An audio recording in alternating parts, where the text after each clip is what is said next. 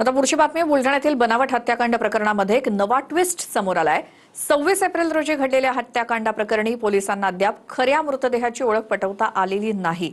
या प्रकरणाची दखल घेत पोलीस महासंचालक उद्या बुलढाण्यात जाणार आहेत।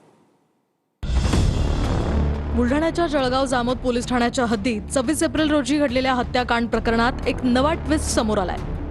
जळगाव जामोदमध्ये पोलिसांनी मध्य प्रदेशातनं एका आदिवासी कुटुंबातील बाप लेकाला मुलीच्या हत्येच्या खोट्या गुन्ह्यात अडकवण्याचा प्रयत्न केला, परंतु सुदैवानं ती मुलगी समोर आल्यानं पोलिसांचा भंडाफोड झाला।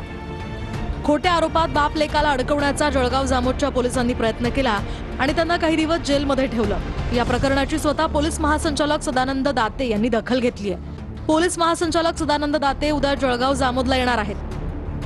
बनावट तपासणी प्रकरणी कुणाची चूक आहे याचा आढावा स्वतः पोलीस महासंचालक सदानंद दाते घेणार आहेत। त्यामुळे बुलढाणा पोलीस दलात खळबळ माजली आहे। सदानंद दातेंच्या दौऱ्यापूर्वी तत्कालीन LCB PI सुनील अंबुलकर आणि PI नितीन पाटील यांच्यासह 7 पोलिसांना गृह विभागानं निलंबित केलं। तब्बल 9 अधिकारी आणि 26 कर्मचाऱ्यांची टीम असताना सुद्धा अद्याप मृतदेहाची ओळख पटली नाही। त्यामुळे बुलढाणा पोलिसांच्या कामगिरीवर प्रश्नचिन्ह निर्माण झालंय। तपासाचा गोंधळ, नंतर कथित मृत व्यक्तीच जिवंत समोर येणं आणि बनावट तपासामुळे बुलढाणा पोलिसांचा हा प्रताप महाराष्ट्रातच नाही तर मध्य प्रदेशात सुद्धा चर्चेचा विषय ठरलाय।